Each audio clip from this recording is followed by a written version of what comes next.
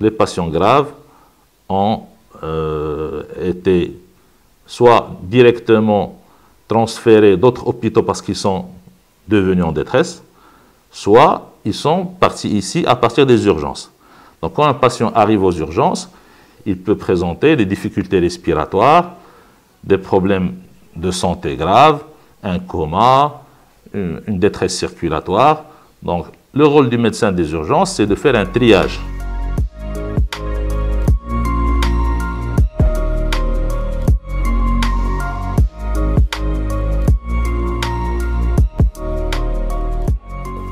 On examine nos patients, on fait des scanners thoraciques ici même, on fait des examens biologiques et il y a un profil de patient Covid.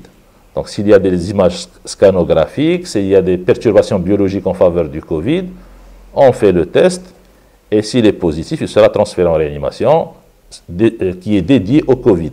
S'il n'est pas positif, il sera dans une réanimation polyvalente normale. Et puis on a reçu des patients qui étaient Covid parce qu'ils sont venus en détresse respiratoire.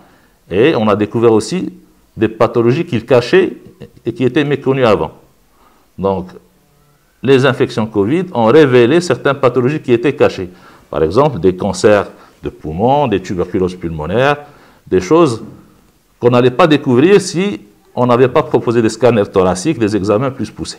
Ces derniers temps, on voit plutôt des patients qui ont des pathologies chroniques, qui décompensent, et là, même s'il y a la pathologie de fond qui est là, le diabète, l'insuffisance cardiaque, l'insuffisance respiratoire, on doit douter, est-ce que le patient ne décompense pas à cause d'un Covid? Et on est obligé de les tester.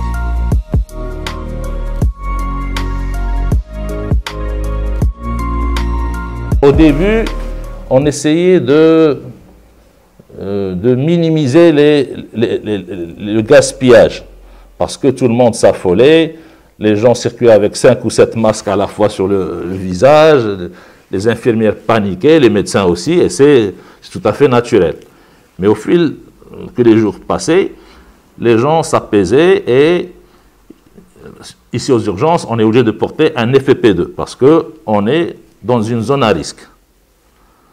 Donc les patients qui vont venir, ils vont tousser, ils vont exposer le personnel. Donc les gens qui sont au devant, au niveau du triage, ils sont bien habillés, ils portent des masques, des lunettes, pour qu'ils ne soient pas exposés.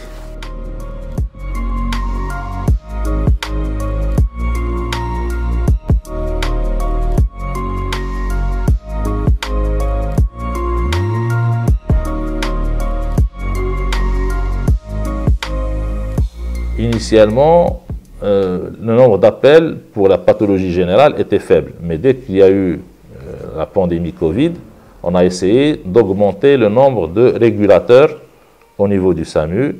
Donc on a renforcé l'équipe par des médecins bénévoles, une dizaine.